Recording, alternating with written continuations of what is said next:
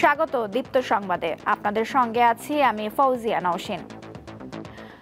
তৎকালীন বিডিআর হত্যা নিয়ে দুটি মামলা বিচারাধীন থাকায় আপাতত কমিশন গঠনের সিদ্ধান্ত থেকে সরকার সরে এসেছে বলে হাইকোর্টকে জানিয়েছে স্বরাষ্ট্র মন্ত্রণালয়।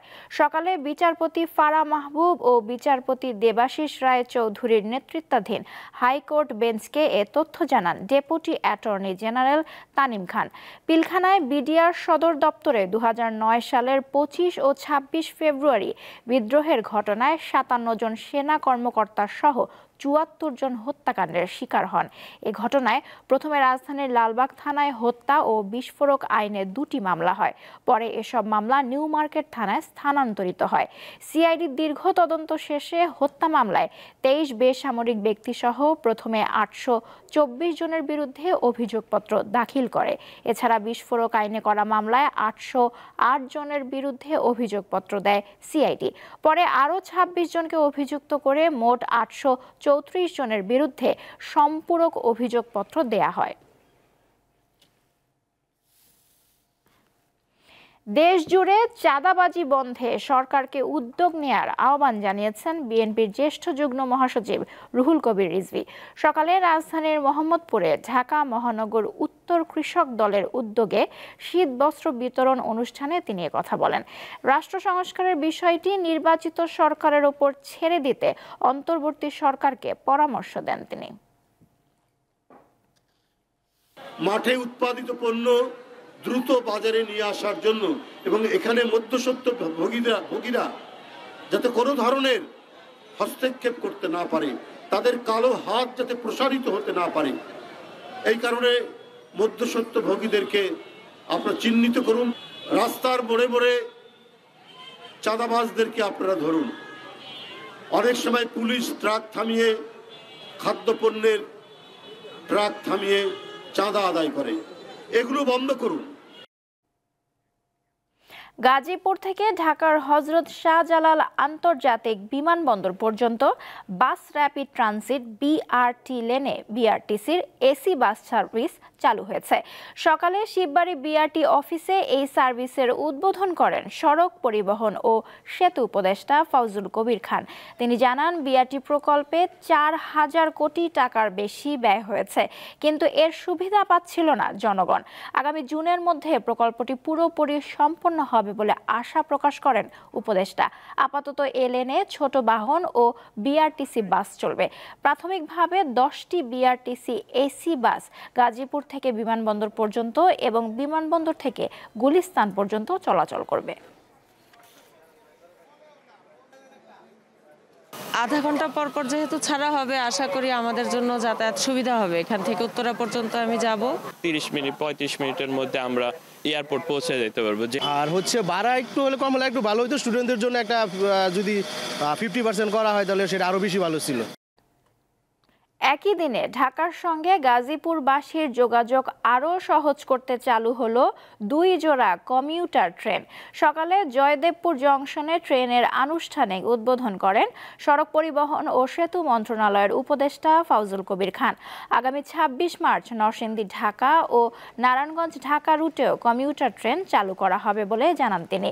তুরাগ কমিউটার ট্রেন ঢাকা থেকে ছাড়ার সময় ভোর 5টা আর জয়দেবপুর পৌঁছানোর সময় সকাল 6টা। বিরতি থাকবে বিমানবন্দর ও টঙ্গী স্টেশনে। জয়দেবপুর কমিউটার ঢাকা থেকে ছাড়বে ভোর 5টা 25 মিনিটে আর জয়দেবপুর পৌঁছাবে সকাল 6টা 25 মিনিটে। বিরতি থাকবে তেজগাঁও বিমানবন্দর ও টঙ্গী স্টেশনে। তুরাগ কমিউটারের সাপ্তাহিক ছুটি শুক্রবার ও জামাল কমিউটারের শনিবার। এ ধরনের আরও 2টি ট্রেন চালু করা হবে আগামী 26শে মার্চ স্বাধীনতা দিবসে। নরসিংদী থেকে ঢাকা, ঢাকা থেকে নরসিংদী ও নারায়ণগঞ্জ থেকে ঢাকা এবং ঢাকা থেকে নারায়ণগঞ্জ। তো এখন আমরা গণপরিবহনের উপর জোর দিচ্ছি যাতে সাধারণ মানুষ অল্প খরচে অল্প সময়ে তাদের গন্তব্যে পৌঁছতে পারেন। এই ট্রেনের জন্য মাসিক পাসের ব্যবস্থা করব। জাহাঙ্গীরনগর বিশ্ববিদ্যালয়ের বীর প্রতীক তারামন বিবি হল থেকে এক ছাত্রীর ঝুলন্ত মরদেহ উদ্ধার করা হয়েছে। ভোর পৌনে 5টার দিকে হলটির 7ম তলার 7005 নম্বর কক্ষে তার মরদেহ পাওয়া যায়।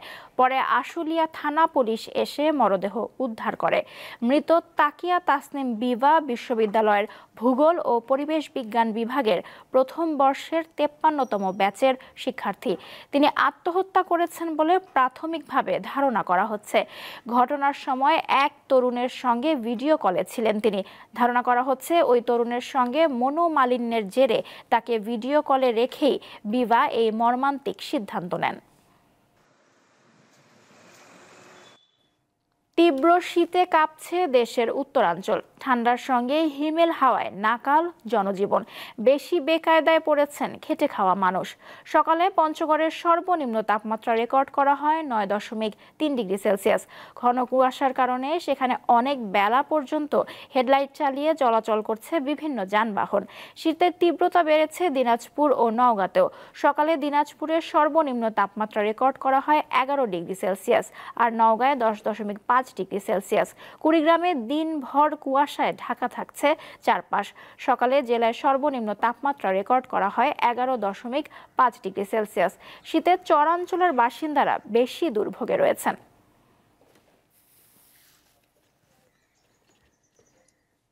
ভারতকে অসহযোগী রাষ্ট্র হিসেবে তালিকাভুক্ত করেছে যুক্তরাষ্ট্র।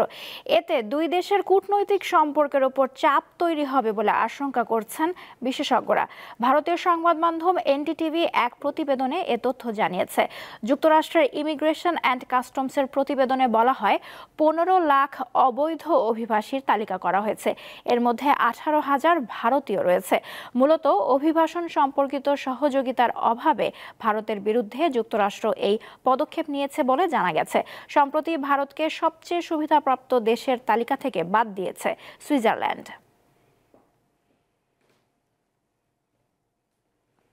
খেলার খবর। ইংলিশ প্রিমিয়ার লিগে রাতে ম্যানচেস্টার ডার্বিতে মুখোমুখি হবে দুই জায়ান্ট ম্যান ইউ ও ম্যান সিটি। খেলা শুরু বাংলাদেশ সময় রাত 10:30টায়। পুরো কোচিং ক্যারিয়ারে সবচেয়ে বাজে সময় কাটাচ্ছেন পেপ গার্দিওলা। তার অধীনে সিটি সবশেষ 10 ম্যাচের মধ্যে জিতেছে মাত্র একটিতে।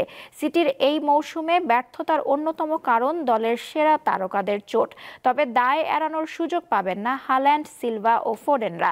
এছাড়া ইউনাইটেডের নতুন কোচ রুবেন আমোরিমের সাথে সবশেষ দেখায় স্পোর্টিং লিসবনের কাছে সিটি হেরেছিল 4-1 গোলে। যদিও ইংলিশ লিগে এসে সবশেষ 2 ম্যাচেই হেরেছেন আমোরিম। সেই সাথে অগোছালো ম্যানুয়ের এখন সবচেয়ে বড় সমস্যা ছন্দহীনতা। লড়াইটা তাই হবে দুই আহত বাঘের।